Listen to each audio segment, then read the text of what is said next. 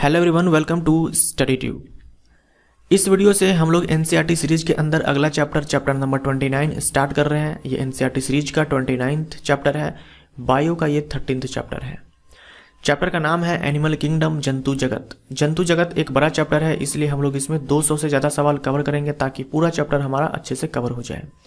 ये चैप्टर हमें class 9th में पढ़ने होते हैं और क्लास 11th में पढ़ने होते हैं। एनिमल किंगडम एक बड़ा चैप्टर है, इसलिए हम इसे कई सारे पार्ट्स में कवर करेंगे। एक दो पार्ट्स के अंदर समाप्त करना सही नहीं है, इससे आपको भी मज़ा नहीं आएगा और चैप्टर आपके लिए काफ़ी बोरिंग हो जाएगा। कई सारे पार्ट्स में देखेंगे ताकि आपको पूरे चैप्टर में अच्छे से समझ में आए और आप चीज़ों को अच्छे से याद रख पाओ। कम से कम 5 से 6 पार्ट्स तो जरूर आएंगे इस चैप्टर में। एनिमल किंगडम जो चैप्टर है या फिर एनसीईआरटी सीरीज के जितने भी चैप्टर्स हैं, हर उस परीक्षा के लिए महत्वपूर्ण है जिसमें भी सामान्य विज्ञान पूछे जाते हैं। तो आप किसी भी ऐसे परीक्षा की तैयारी कर रहे हैं जिसमें सामान्य विज्ञान पूछे जाते हैं, तो आपके लिए ये चैप्टर एनसीईआरटी का हर चैप्टर इंपॉर्टेंट है। बाकी सारे चैप्टर्स को देखने के लिए आप हमारे चैनल के प्लेलिस्ट को चेक कर सकते हो। एनसीईआरटी नाम से एक प्लेलिस्ट मिलेगा, सारे ही चैप्टर्स आपको इस प्लेलिस्ट के अंदर मिल जाएगा। ये हमारा ई बुक स्टोर है जहां पर आप ई बुक्स को बाई कर सकते हो पीडीएफ के रूप में। तो आप इस ई बुक स्टोर पे जा करके चेक कर सकते हो। अगर आपको ऐसा लगता है कि कोई ई बुक आपके काम का है, आपके लिए यूजफुल है, तो आप उसको बाई कर सकते हो। आपको अपने ब्राउजर में इस लिंक को सर्च मारना है या फिर वीडियो के डिस्क्रिप्शन बॉक्स में आपको लिंक मिल जाएगा। किसी भी लिंक पर आप क्लिक करो, आप इस ई बुक स्टोर पर पहुंच जाओगे। किंगडम मोनेडा में हम लोगों ने देखा था कि इसमें जो ऑर्गेनिजम्स आते हैं वो होते हैं यूनिसेलुलर प्रोकैरियोटिक। प्रोटिस्टा में हम लोगों ने देखा था इसमें जो ऑर्गेनिज्म आते हैं वो होते हैं यूनिसेलुलर यूकैरियोटिक। उसके बाद फंजाई के अंदर मल्टीसेलुलर यूकैरियोटिक।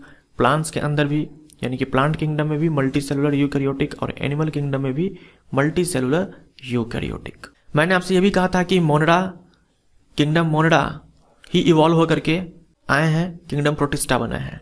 यानी मोनेडा से ही इवॉल्व हुए हैं प्रोटिस्टा, प्रोटिस्टा से ही बने हैं फंजाई, प्रोटिस्टा से ही प्लांट्स आए हैं, प्रोटिस्टा से ही एनिमल्स आए हैं। यानी प्रोटिस्टा जो किंगडम है उसी से किंगडम फंजाई भी आया हुआ है, किंगडम प्लांट्स भी आया हुआ है, किंगडम एनिमलिया भी आया हुआ है। और ये पूरा है हमारे 5 किंगडम क्लासिफिकेशन के अकॉर्डिंग, 5 जगत वर्गीकरण के अनुसार।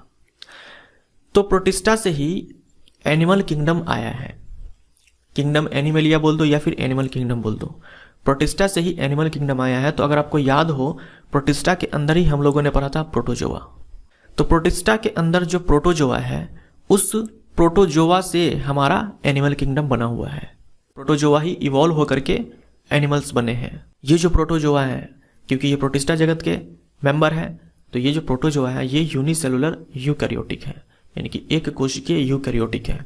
तो आपको याद ये रखना है कि प्रोटिस्टा के अंदर जो प्रोटोजोआ है, उसी प्रोटोजोआ से ही एनिमल्स बने हैं, उसी प्रोटोजोआ से ही जानवर बने हैं। प्रोटिस्टा जगत आने से पहले प्रोटोजोआ को एक कोशिका वाला जानवर कहा जाता था।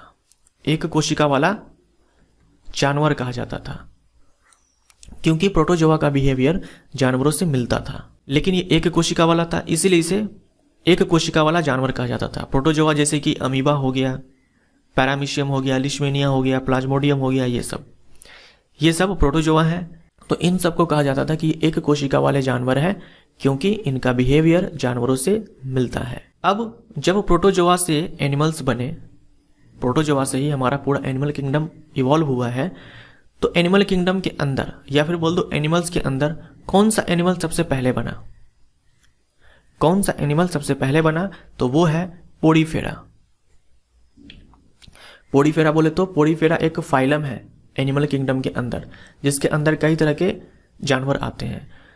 तो प्रोटोजोआ से जब एनिमल्स बने, तो एनिमल्स के अंदर जो सबसे पहला हमारा एनिमल बना वो पोडीफेरा बना या स्पंज बना।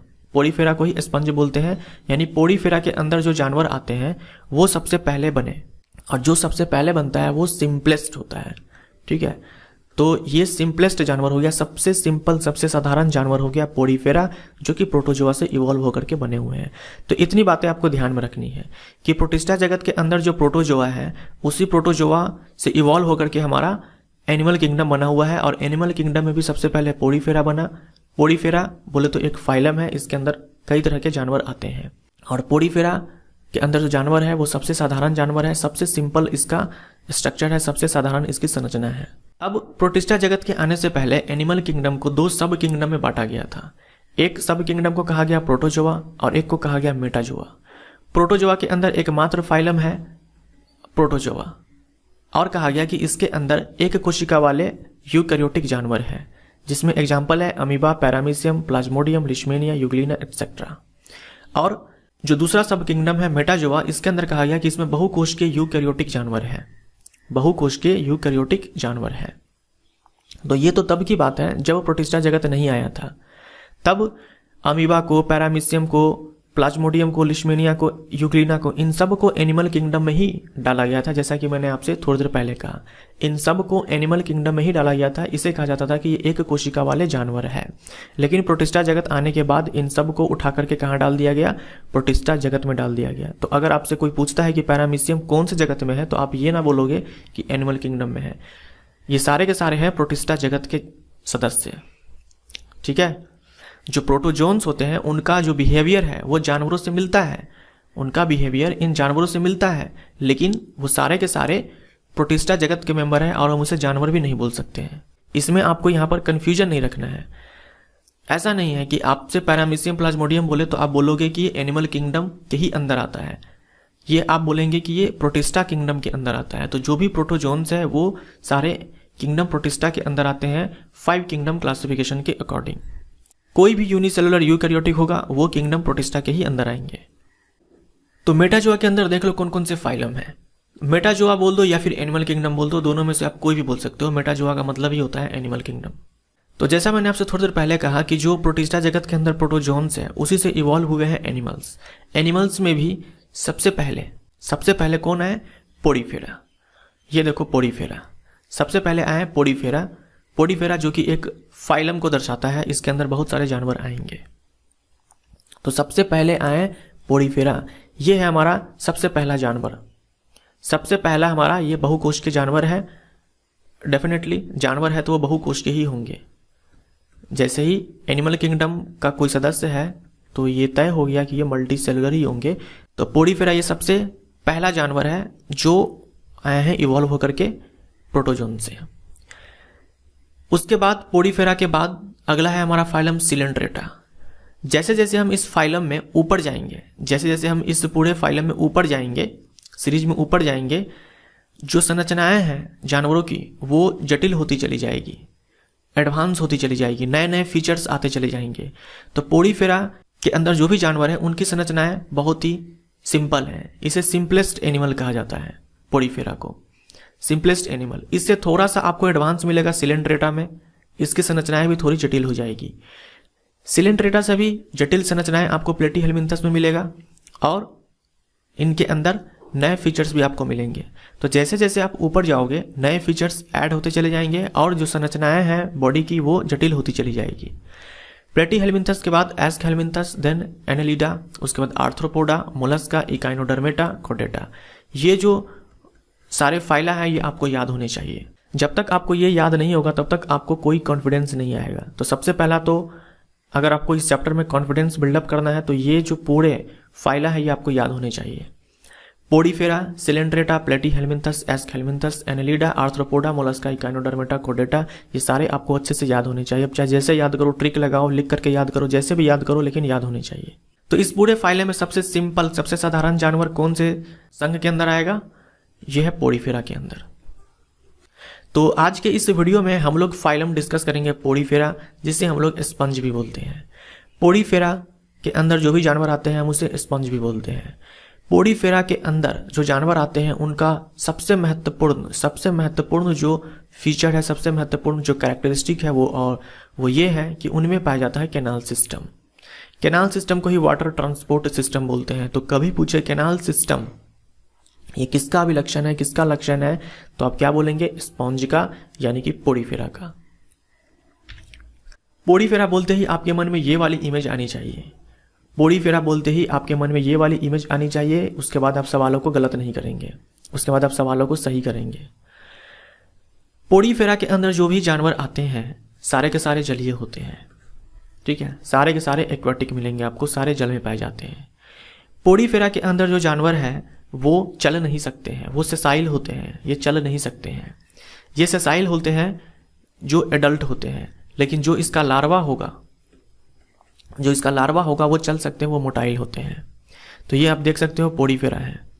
ये चल नहीं सकते हैं, ये पत्थरों से चट्टानों से जुड़े हुए होते हैं, बट ये एक स्थान से दूसरे स्थान तक जा नहीं सकते हैं, लेकिन इसका जो लार्वा होगा, ठीक है, वो चल सकता है। ऑस्टिया से पानी अंदर आएगा, ऑस्क्यूलम से बाहर चला जाएगा। ये ऑस्टिया क्या है, ऑस्क्यूलम क्या है? ये जो आप स्पॉन्ज देख रहे हो, इसके बॉडी वॉल पे बहुत सारे छेद होते हैं, बहुत सारे पोर्स होते हैं, ठीक है, बहुत सारे पोर्स होते हैं, छेद होते हैं, जिसे ऑस्टिया कहा जाता है। क्योंकि ये पानी में है तो इस ऑस्टिया से पानी इसके इस वाले कैविटी के अंदर जाता है। ये जो आप देख रहे हो ना, अंदर में एक खाली होता है, गुफा के जैसे होता है। तो ऑस्टिया से पानी इस गुफा के अंदर जाता है, जिसे स्पंजोसील कहा जाता है, हिंदी में स्पंज गुहा बोलते हैं। तो ऑस्टिया से पानी स्पंजोसील में गया और ऑस्क्यूलम से बाहर चला आएगा। ये जो आप इसका मुंह देख रहे हो ना, ये है इसका ऑस्क्यूलम, ठीक है, ये है ऑस्क्यूलम, ये है ऑस्क्यूलम। तो ऑस्क्यूलम से पानी बाहर आएगा, ऑस्टिया से पानी अंदर जाएगा, और इसी को कहा जाता है water transport system, canal system, कि ऑस्टिया से पानी स्पंजोसील में गया, स्पंजोसील से ऑस्क्यूलम से के थ्रू बाहर चला आएगा। तो अगर एक स्पंज को जिंदा रहना है, अपने जीवन चक्र को चलाना है, तो ये जो वाटर का है, ऑस्टिया के थ्रू अंदर लेना, ऑस्क्यूलम से बाहर निकालना, ये करते रहना होगा। ये पूरा साइकिल इसको मेंटेन करके रखना पड़ेगा, लगातार इसको करते रहना होगा, तभी जाकर के ये सर्वाइव कर पाएगा, जीवित रह पाएगा, अदरवाइज ये मर जाएगा। अब बढ़ते हैं सवालों के ऊपर। जंतु जगत में शामिल है। प्रोटिस्टा जगत के आने से पहले प्रोटोजोन्स को एनिमल किंगडम में ही डाला गया था और उसे कहा गया था कि ये एक कोशिका वाले जानवर हैं। तो आप से कभी इस तरह का सवाल पूछे कि जंतु जगत में शामिल है, तो आप ये मत टिक करना यूनिसेलुलर यूकैरियोट्स, आप टिक करोगे मल्टी सेलुलर यूकैरियोट्स, ठीक है। अब 5 जगत जो वर्गीकरण है उसके हिसाब से आप टिक करोगे। तो जंतु जगत में शामिल है मल्टी सेलुलर यूकैरियोट्स, सारे के सारे बहुकोष्ठीय होंगे, यूकैरियोट्स होंगे, यानी उनमें न्यूक्लियस वेल डेवलप्ड होगा और जितने भी ऑर्गेनेली होते हैं सारे के सारे प्रेजेंट होंगे। यूनिसेलुलर यूकैरियोटिक ये प्रोटिस्टा के अंदर, ठीक है। यूनिसेलुलर प्रोकैरियोटिक ये मोनेडा के अंदर। निम्न में से कौन जंतु जगत का उपजगत है? कौन एनिमल किंगडम का सब किंगडम है? तो मैंने इस तरह के 2-3 सवाल ले लिए हैं। मान लो आपसे एग्जाम में पूछ दे कि एनिमल किंगडम का सब किंगडम के बारे में, तो एनिमल किंगडम का सब किंगडम प्रोटोजोआ के आने से पहले कौन से थे? सॉरी माफ करना, प्रोटिस्टा के आने से पहले प्रोटोजोआ और मेटाजोआ। तो सी हमारा राइट आंसर, प्रोटोजोआ और मेटाजोआ ये एनिमल किंगडम का ही सब किंगडम था।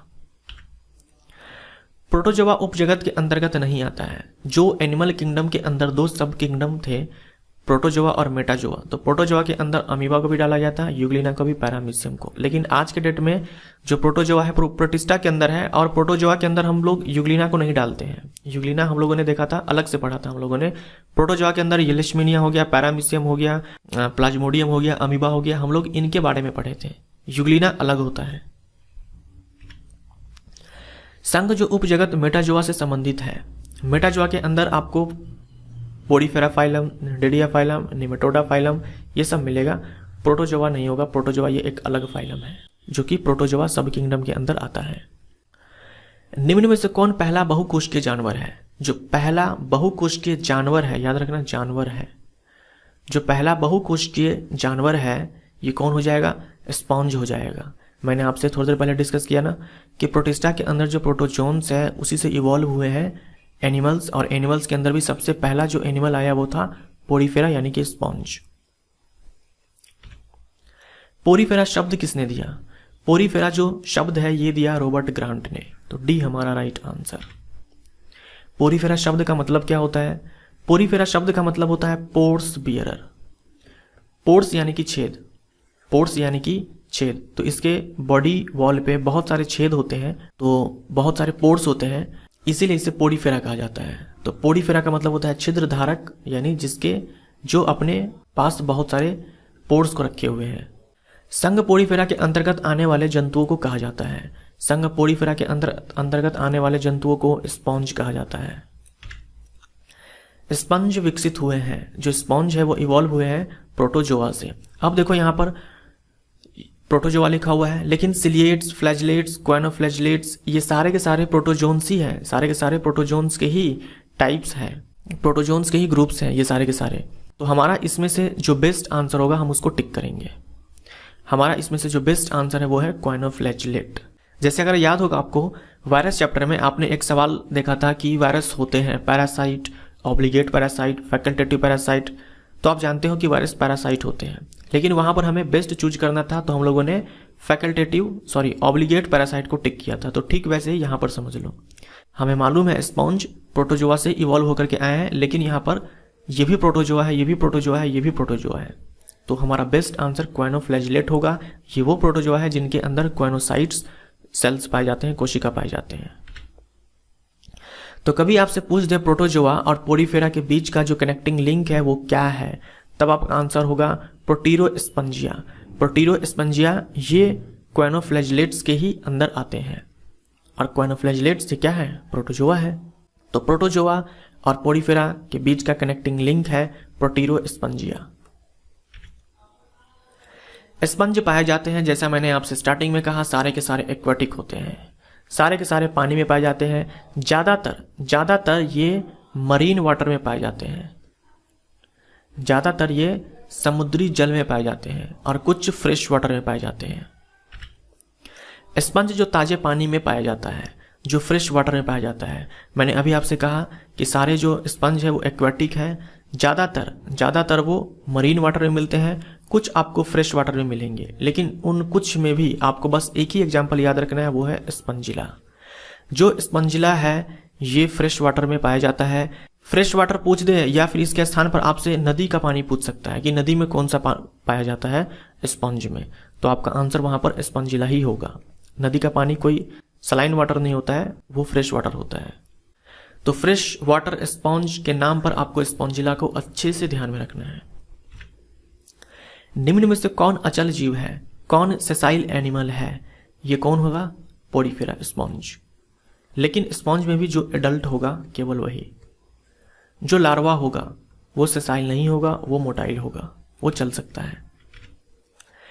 स्पॉन्ज के पूरे शरीर भित्ति पर अनेक छिद्र होते हैं जिसे डैश कहते हैं, इसे हम ऑस्टिया कहते हैं। ठीक है, ये अगर स्पॉन्ज है तो ये इसका ऑस्क्यूलम होता है, और इसके बॉडी वॉल पे बहुत सारे छिद्र होते हैं, पोर्स होते हैं, जिसे ऑस्टिया कहा जाता है। ये ऑस्टिया है, ये सारे ऑस्टिया है। ऑस्टिया प्लूरल वर्ड है, ऑस्टियम सिंगुलर वर्ड है, और ये एक ऑस्क्यूलम होता है। ऑस्टिया से पानी अंदर लेगा ये, और ऑस्क्यूलम से बाहर निकाल देगा, और इसके बीच का जो कैविटी है इसे स्पंजोसील कहा जाता है। तो ये आपको ध्यान में रखना है, ऑस्टिया, ऑस्क्यूलम, स्पंजोसील, और स्पिक्यूल्स भी आएगा। इसका जो बॉडी वॉल है, इसका जो बॉडी है वो सपोर्टेड होता है स्पिक्यूल से। ये जो आप देख रहे हो ना, स्पिक्यूल से, इससे इसका बॉडी सपोर्ट करता है। जैसे हम लोग का जो बॉडी है वो सपोर्टेड है किससे, हड्डियों से, कार्टिलेज से, बोन्स एंड कार्टिलेज से, वैसे ही इसके बॉडी को सपोर्ट करता है स्पिक्यूल्स। ये स्पिक्यूल्स कैल्शियम कार्बोनेट का बना होता है या फिर सिलिका का बना होता है। हमारे इस सवाल का आंसर ए हो जाएगा। स्पंज में पाया जाता है, जो स्पंजेज होते हैं उनमें क्या पाया जाता है। देखो स्पंजेज जो है ये क्या है, एनिमल है ना, ये एनिमल्स हैं, और एनिमल्स आप जानते हो मल्टी सेलुलर होते हैं, तो कोशिकाएं तो होंगे ही, लेकिन इसमें ना तो आपको टिश्यू मिलेगा ना ही ऑर्गन्स मिलेंगे। तो ये इंपॉर्टेंट पॉइंट है, ये ध्यान में रखना है। मैंने आपसे स्टार्टिंग में कहा था कि जो ये स्पॉन्ज है ये सिंपलेस्ट एनिमल है, सबसे साधारण, इसकी संरचना बहुत ही साधारण है। जैसे जैसे हम इस फाइलम से ऊपर जाएंगे संरचनाएं जटिल होती चली जाएगी, नए नए फीचर्स आते चले जाएंगे। तो ये वो फाइलम है जिसके अंदर आने वाले जानवरों के पास केवल कोशिकाएं होती है, उत्तक नहीं होता है, कोई ऑर्गन भी नहीं होता है। स्पॉन्जेज के पास बहुत सारे कोशिकाएं हैं, बहुकोशिकीय हैं, लेकिन उत्तक नहीं बनाते हैं, ये आपको ध्यान में रखना है। तो जो पोरीफेरा है, स्पॉन्ज है, उनका जो लेवल ऑफ ऑर्गेनाइजेशन है वो है सेलुलर लेवल। ठीक है, सेलुलर लेवल ऑर्गेनाइजेशन है, कहने का मतलब केवल और केवल इनमें सेल्स है, आपको कोई उत्तक नहीं मिलेगा, कोई अंग नहीं मिलेगा, कोई अंग तंत्र नहीं मिलेगा। तो ये आपको ध्यान में रखना है, कोई अंग तंत्र नहीं मिलेगा आपको, सिर्फ कैनाल सिस्टम मिलेगा, नाल तंत्र मिलेगा। स्पंजों में डैश तंत्र पाया जाता है, कोई तंत्र नहीं मिलेगा, केवल और केवल कैनाल तंत्र मिलेगा। यही तो इसका सबसे खास फीचर है, कैनाल सिस्टम। स्पंजों का उत्सर्ज्य पदार्थ होता है, जो स्पंज होते हैं उनका वर्ज्य पदार्थ वेस्ट मटेरियल होता है अमोनिया, यानी ये होते हैं अमोनोटैलिक। अगर आपको याद हो उत्सर्जन तंत्र में हम लोगों ने देखा हुआ था यूरियोटैलिक, यूरिकोटैलिक, अमोनोटैलिक, ये सब। तो अमोनिया के उत्सर्जन के लिए बहुत ही ज़्यादा पानी चाहिए होता है। तो जो जानवर पानी में रहते हैं उनको पानी की कोई कमी नहीं है, वो अपने बॉडी से बहुत सारे पानी निकाल सकते हैं, क्योंकि लगातार पानी उनके बॉडी में आ भी रहा है और जा भी रहा है। तो अमोनिया के उत्सर्जन के लिए बहुत ही ज़्यादा अमाउंट में पानी चाहिए होता है, और इस तरह का उत्सर्जन वही कर सकते हैं जो पानी में पाए जाते हैं। तो हम जानते हैं सारे स्पंज एक्वाटिक होते हैं, चाहे भले फ्रेश वाटर में हो, मरीन वाटर में हो, लेकिन सारे के सारे जल में पाए जाते हैं, इसीलिए ये अमोनिया का उत्सर्जन करते हैं। निम्न में से कौन स्पंज के लिए असत्य है? इनमें से कौन है जो स्पंज के लिए गलत है? ये हर्मेफ्रोडाइट होते हैं। हर्मेफ्रोडाइट कहने का मतलब ये बाइसेक्सुअल होते हैं, और बाइसेक्सुअल कहने का मतलब कि एक ही स्पंज नर भी होगा मादा भी होगा, यानी ऐसा नहीं होगा कि नर स्पंज अलग होगा मादा स्पंज अलग होगा। एक ही स्पंज ये एग भी बनाएगा और स्पर्म भी बनाएगा, तो ये बाइसेक्सुअल हो गया। तो इसी को हम लोग दूसरे शब्दों में हर्मेफ्रोडाइट कहते हैं, या तो आप बाइसेक्सुअल बोल दो या फिर हर्मेफ्रोडाइट बोल दो। इनमें होता है इंटरनल फर्टिलाइजेशन, यानी इनका ये जो एग्स एंड स्पर्म का फर्टिलाइजेशन है ये इनके बॉडी के अंदर होता है। तो इनमें अंतःनिषेचन होता है, इनमें ये हर्मेफ्रोडाइट्स होते हैं। पुनर्जनन, जो भी जानवर स्पंज के अलावा यानी इस फाइलम के अलावा भी दूसरे फाइलम के जानवर हैं जो पुनर्जनन करते हैं, लेकिन जितने भी जानवर पुनर्जनन करते हैं उनमें सबसे अधिक क्षमता पुनर्जनन की ये स्पंज के पास ही होता है। तो ये भी एक इंपॉर्टेंट पॉइंट है।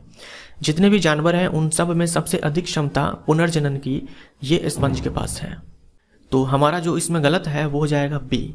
इनमें एक्सटर्नल फर्टिलाइजेशन नहीं होता है, इंटरनल फर्टिलाइजेशन होता है। याद रखना, ये एग्स भी बनाते हैं, स्पर्म्स भी बनाते हैं, जाइगोट भी बनाते हैं, यानी इनमें सेक्सुअल रिप्रोडक्शन भी पॉसिबल है, ये सेक्सुअल रिप्रोडक्शन भी करते हैं। तो जो स्पंज होते हैं वो हर्मेफ्रोडाइट होते हैं, बाइसेक्सुअल होते हैं, उभयलिंगी होते हैं, इंटरनल फर्टिलाइजेशन होता है, गैमीट्स बनते हैं, फ्यूजन होता है, फर्टिलाइजेशन होता है, जाइगोट बनता है, और जो फर्टिलाइजेशन होगा वो इंटरनल होगा। उसके बाद इनडायरेक्ट डेवलपमेंट होता है, यानी जब कोई स्पंज का विकास होता है तो उनमें एक लार्वल स्टेज आता है। तो जब भी लार्वल स्टेज आए तो हम उसे इनडायरेक्ट डेवलपमेंट बोलते हैं, अप्रत्यक्ष विकास बोलते हैं, और जिसमें लार्वल स्टेज नहीं आता है उसे हम डायरेक्ट डेवलपमेंट बोलते हैं, प्रत्यक्ष विकास बोलते हैं। सेक्सुअल रिप्रोडक्शन तो होते ही है, एसेक्सुअल भी होते हैं। पुनर्जनन की अधिक क्षमता होती है, जितने भी जानवर हैं जो पुनर्जनन करते हैं उन सब में अधिक क्षमता स्पॉन्जेज के पास है। फ्रेगमेंटेशन द्वारा ये एसेक्सुअल रिप्रोडक्शन करते हैं। फ्रेगमेंटेशन यानी कि विखंडन। जब अनफेवरेबल कंडीशन हो तो गैम्यूल्स बनाते हैं। गैम्यूल्स को आप सीड्स की तरह मान सकते हो, ठीक है, सीड्स की तरह मान सकते हो कि ये गैम्यूल्स बनाते हैं अंदर बॉडी में, और ऑस्किलम से जब ये पानी को बाहर निकालते हैं तो उन गैम्यूल्स को पानी के साथ बाहर निकाल देते हैं, और फिर ये गैम्यूल्स पानी में ही दूर तक चले जाते हैं, और जहाँ जहाँ ये गिरते हैं फेवरेबल कंडीशन हुआ तो वहां पर नए स्पॉन्ज ग्रो कर जाते हैं। जैसे फंजाई के केस में आपने देखा था कि स्पोरेंजियम के फटने से जो स्पोर्स हवा में फैलते हैं, फिर वो हवा में फैलने के बाद जमीन पे जहाँ जहाँ गिरते हैं वहाँ का कंडीशन उसके लिए फेवरेबल हुआ तो वहाँ पर नए फंजाई ग्रो कर जाते हैं। ठीक वैसे ही यहाँ पर मान लो ये भी वैसे ही सीड्स की तरह है, जो कि ऑस्किलम से स्पंज बाहर निकालता है, फिर ये पानी में दूर तक चले जाते हैं, फिर ये नीचे चट्टानों पे पत्थरों पे नीचे गिरेंगे। जहाँ भी ये नीचे गिरे वहाँ का अगर कंडीशन फेवरेबल हुआ तो वहां पर नए स्पंज ग्रो कर जाएंगे। नाल तंत्र डैश का विलक्षण है। कैनाल सिस्टम किसका विलक्षण है? इंपॉर्टेंट है स्पंज का। कैनाल सिस्टम ही इसका सब कुछ है, बिना कैनाल सिस्टम का स्पंज नहीं। साधारण स्नान स्पंज है। कॉमन बाथ स्पंज है, ये है स्पंजिला। आपने देखा ये फ्रेश वाटर स्पंज है। कभी पूछे फ्रेश वाटर स्पंज कौन है? ताजे पानी में, मीठे पानी में, नदी के पानी में कौन सा स्पंज मिलता है? तो स्पंजिला। कॉमन बाथ स्पंज साधारण स्नान स्पंज है, यू स्पंजिया। ठीक है, तो बी हमारा राइट आंसर। कुछ एग्जाम्पल्स हैं स्पॉन्जेज के जो आपको अच्छे से रटने होंगे। फ्रेश वाटर स्पॉन्ज स्पॉन्जिला, और common bath sponge you Spongia. Venus flower basket कहा जाता है यूप्लेक्टेला को। क्राउन स्पॉन्ज कहा जाता है साइकोन को या फिर साइफा को। साइकोन बोल दो या फिर साइफा बोल दो। बोर्डिंग स्पॉन्ज कहा जाता है क्लायोना को, और ग्लास रोप स्पॉन्ज कहा जाता है हाइलोनेमा को। तो ये सारे एग्जाम्पल्स आपको ध्यान में रखने होंगे, ज़्यादा नहीं है, 6 ही है। Spongilla, fresh water sponge, you Spongilla, common bath sponge, Euplectella, Venus flower basket, Venus के फूलों की डालियाँ। जो यूप्लेक्टेला है इसे जापान के अंदर उपहार के रूप में दिया जाता है, ठीक है, given as a gift in Japan. या फिर साइफा इसे क्राउन स्पॉन्ज कहा जाता है, क्लायोना इसे बोरिंग स्पॉन्ज कहा जाता है। और कभी पूछे कि पर्ल इंडस्ट्री के लिए कौन सा स्पॉन्ज हार्मफुल होता है, तो आपको आंसर लगाना है क्लायोना। पर्ल इंडस्ट्री यानी कि मोतियों का जो उद्योग होता है उसके लिए यह हार्मफुल होता है, हानिकारक होता है। ग्लास रोप स्पॉन्ज इसे ये हाइलोनेमा को कहा जाता है। तो ये सारे एग्जाम्पल्स आपके लिए इंपॉर्टेंट है। किस स्पंज को जापान में उपहार के रूप में दिया जाता है? यूप्लेक्टेला को दिया जाता है, इसी को वीनस फ्लावर बास्केट कहा जाता है। स्पंज जो नदी में पाया जाता है यानी कि फ्रेश वाटर में पाया जाता है, मीठे जल में पाया जाता है, यह स्पंजिला। निम्न में से कौन सा बोर्डिंग स्पंज है? तो बोर्डिंग स्पंज जो कि पर्ल इंडस्ट्री के लिए हार्मफुल है, यह है क्लायोना। निम्न में से कौन स्पंज का अभिलक्षण नहीं है? इंट्रासेलुलर डाइजेशन होता है, ये सही है। कहने का मतलब ये हुआ कि इनमें जो डाइजेशन है वो सेल के अंदर होता है, यानी ये फूड पार्टिकल को पकड़ने के बाद अपने सेल के अंदर लाएगा तब जाकर के डाइजेस्ट होगा। कौन से सेल के अंदर आएगा ये इंपॉर्टेंट नहीं है, फिलहाल बस आपको ये ध्यान में रखना है कि सेल के अंदर पहले फूड पार्टिकल्स आएगा तब जाकर के उसका डाइजेशन होगा। जैसे हम लोगों के बॉडी के अंदर क्या है कि जो डाइजेशन है फूड पार्टिकल्स का, वो हमारे एलिमेंट्री कैनाल आहार नाल में हो जाता है, तब जाकर के वो सेल के अंदर डाइजेस्टेड फूड पहुंचता है। लेकिन यहाँ ऐसा नहीं है, सेल के अंदर फूड पार्टिकल्स आते हैं उसके बाद उसका डाइजेशन होता है। तो ये इंट्रा सेलुलर डाइजेशन हो गया, यानी कि सेल के अंदर डाइजेशन होगा। इनडायरेक्ट डेवलपमेंट होगा। इनडायरेक्ट डेवलपमेंट बोले तो इनमें लार्वल स्टेज पाया जाएगा, इनके डेवलपमेंट में एक लार्वल स्टेज आएगा। शरीर का स्पिक्यूल्स द्वारा समर्थित, यानी कि इनका जो बॉडी होता है वो सपोर्टेड होता है स्पिक्यूल्स के जरिए। जो मैंने आपसे थोड़ी देर पहले कहा था कि स्पिक्यूल्स ये कैल्शियम कार्बोनेट या फिर सिलिका का बना होता है और यही इसके बॉडी को सपोर्ट करता है। प्रेजेंस ऑफ न्यूरॉन्स ये गलत हो जाएगा, याद रखना ये इंपॉर्टेंट है। स्पॉन्जेज के अंदर न्यूरॉन्स नहीं होते हैं, इनके अंदर फीलिंग्स होती है, ये चीज़ों को सेंस कर सकते हैं बट न्यूरॉन्स नहीं होते हैं, नो न्यूरॉन्स। तो ये भी एक इंपॉर्टेंट पॉइंट है, ना ही उत्तक मिलेगा और ना ही न्यूरॉन्स मिलेंगे। स्पॉन्ज बोलते ही आपके मन में, पोरिफेरा बोलते ही आपके मन में ये वाली इमेज आनी चाहिए। आपको इसके बॉडी पे बहुत सारे छेद नजर आनी चाहिए, ऑस्क्यूलम नजर आनी चाहिए, स्पंजोसील नजर आनी चाहिए। स्पिक्यूल्स आपको याद रखना है, स्पिक्यूल्स इसके बॉडी को सपोर्ट करता है, जैसे हम लोगों के बॉडी को हड्डियां सपोर्ट करती है वैसे ही स्पिक्यूल्स ये कैल्शियम कार्बोनेट और सिलिका के बने हो सकते हैं। वीनस के फूलों की डालियां किस संघ से संबंधित है? वीनस फ्लावर बास्केट, ये एसोसिएटेड है फाइलम पोरिफेरा यानी कि स्पॉन्ज। ऑस्ट्रिया पाया जाता है, ऑस्ट्रिया पाया जाता है किसमें? ऑस्ट्रिया पाया जाता है स्पॉन्ज में। तो यहां देख लो साइकोन, साइकोन ये स्पॉन्ज का ही एग्जाम्पल है, तो साइकोन हमारा राइट आंसर हो जाएगा। ऑस्किया बोल दे, ऑस्क्यूलम बोल दे, ये सब। तंत्रिका कोशिका नहीं पाया जाता है, आपको केवल स्पॉन्ज ही मिलेंगे जिसमें आपको न्यूरॉन्स नहीं मिलेंगे। केवल और केवल स्पॉन्ज के अंदर आपको न्यूरॉन्स नहीं मिलेंगे, इसके ऊपर जितने भी फाइलम है आपको उनमें न्यूरॉन्स नजर आ जाएंगे, यानी कि नर्व सेल्स आपको दिखने को मिलेगा उसमें। निम्न में से कौन स्पंजों में पाई जाने वाली संरचना है? ऑस्टिया मिलता है, ऑस्क्यूलम मिलता है, स्पिक्यूल्स में मिलता है, तो टी हमारा राइट आंसर। निम्न में से किसमें पुनर्जनन की अधिक क्षमता होती है? पुनर्जनन की अधिक क्षमता होती है स्पॉन्ज के पास। स्पंज के संबंध में कौन असत्य है? ये जलीय जंतु है, एक्वाटिक है, सही है। ठंडे जल में नहीं पाया जाता, ये भी सही है। जो स्पंज होते हैं वो कोल्ड वाटर में नहीं मिलेगा। एसिमेट्रिकल होते हैं, ये भी सही है। इमोटाइल लार्वा होता है तो ये गलत हो जाएगा, लार्वा इसका मोटाइल होता है। अब यहां देखो एसिमेट्रिकल का क्या मतलब है। जो स्पंजेज होते हैं वो एसिमेट्रिकल होते हैं। एसिमेट्रिकल का मतलब ये हुआ कि आप इसके बॉडी को दो बराबर भाग में नहीं बांट सकते, ठीक है। आप इसके बॉडी को इक्वल पार्ट्स में डिवाइड नहीं कर सकते, अगर ऐसा है तो यह है एसिमेट्रिकल। तो जो स्पंजेज होते हैं वो एसिमेट्रिकल होते हैं। उसके बाद देखो बाइलैटरल सिमेट्री होता है एक, द्विपार्श्व सममित। बाइलैटरल सिमेट्री का मतलब क्या हुआ? केवल और केवल एक plane, one plane, only one plane. केवल और केवल एक ही ऐसा प्लेन होगा जो इसके बॉडी को दो पार्ट्स में बांट सकता है, जो इसके बॉडी को दो इक्वल पार्ट्स में बांट सकता है, ये ध्यान में रखना, इक्वल पार्ट्स में। तो जब हम बाइलैटरल सिमेट्री बोलते हैं इसका मतलब ये हुआ कि इसके बॉडी के सेंटर से, इसके बॉडी के सेंटर से एकमात्र ऐसा प्लेन मिलेगा जो इसके शरीर को दो बराबर भागों में बांट देगा।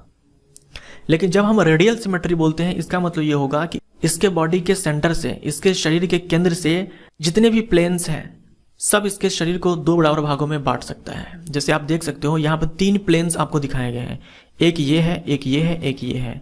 तो तीनों प्लेन्स को इसके बॉडी के सेंटर से पास कराया गया तो इसका जो शरीर है दो बराबर भागों में बट गया। तो ये अंतर होता है बाइलेटरल सिमेट्री और रेडियल सिमेट्री में। बाइलेटरल सिमेट्री में केवल और केवल एक ही प्लेन मिलेगा जो इसके सेंटर से पास होगा और इसका शरीर दो बराबर भागों में बट जाएगा। रेडियल सिमेट्री में दो या दो से ज़्यादा आपको प्लेन दिख जाएंगे जो इसके शरीर के सेंटर से पास कराया जाए तो इसका शरीर दो बराबर भागों में बट जाएगा। ये अंतर होता है रेडियल सिमेट्री और बाइलेटरल सिमेट्री में। तो देखो पोडीफेरा ये एसिमेट्रिकल होता है। पोडीफेरा के अंदर जो जानवर आते हैं वो एसिमेट्रिकल होते हैं। उसके बाद सिलेंट्रेटा के अंदर जो भी जानवर आएंगे वो रेडियल सिमेट्रिकल होंगे, यानी उनमें जो सिमेट्री होता है वो रेडियल होता है। पोडीफेरा के अंदर एसिमेट्रिकल, सिलेंट्रेटा के अंदर रेडियल सिमेट्रिकल। इसके अलावा जो भी है फाइलम सब में आपको मिलेगा बाइलेटरल सिमेट्रिकल। केवल इकाइनोडर्मेटा के बारे में आपको खास करके ध्यान में रखना है, इनमें रेडियल सिमेट्रिकल भी होता है और बाइलेटरल सिमेट्रिकल भी होता है। ठीक है, इकाइनोडर्मेटा के बारे में आप ध्यान में रखेंगे, इनमें बाइलेटरल सिमेट्री और रेडियल सिमेट्री दोनों ही होते हैं। एसिमेट्रिकल किसमें? पोडीफेरा। रेडियल सिमेट्री किसमें? सिलेंट्रेटा और इकाइनोडर्मेटा। और बाइलेटरल किसमें? सारे में। इन दोनों को छोड़ दो तो सारे में, इकाइनोडर्मेटा में भी। क्वानोसाइट्स नामक कोशिकाएं पाई जाती है। क्वानोसाइट्स पूछ दे आपसे एग्जाम में कि बताओ क्वानोसाइट्स नाम की कोशिका ये किस में मिलती है, तो आपका आंसर होगा स्पंज में। स्पंज में दो तरह की कोशिकाओं का नाम आप ध्यान में रख सकते हो, क्वानोसाइट्स या फिर इसी को कॉलर सेल्स बोलते हैं। उसके बाद आर्कियोसाइट्स, क्वानोसाइट्स और आर्कियोसाइट्स। आर्कियोसाइट्स स्पंजेस के अंदर टोटीपोटेंट सेल होते हैं। टोटीपोटेंट सेल्स कहने का मतलब यह हुआ कि इन सेल के पास क्षमता है कि वो किसी तरह का सेल का निर्माण कर सकते हैं। यानी टोटीपोटेंट सेल ये वो सेल होते हैं जो हर तरह के कोशिकाओं का निर्माण कर सकते हैं। तो स्पॉन्जेज के अंदर जो आर्कियोसाइट्स होते हैं ये होते हैं टोटीपोटेंट सेल्स। तो ये दो सेल्स हैं, बस आप इसका नाम ध्यान में रखो, काफी है। जो स्पॉन्जेज होते हैं वो डिप्लोब्लास्टिक होते हैं। 3 तरह के जर्म्स लेयर होते हैं, आपने रिप्रोडक्टिव सिस्टम में पढ़ा था, एक्टोडर्म, मेसोडर्म, एंडोडर्म। ये बने होते हैं एक्टोडर्म एंडोडर्म से।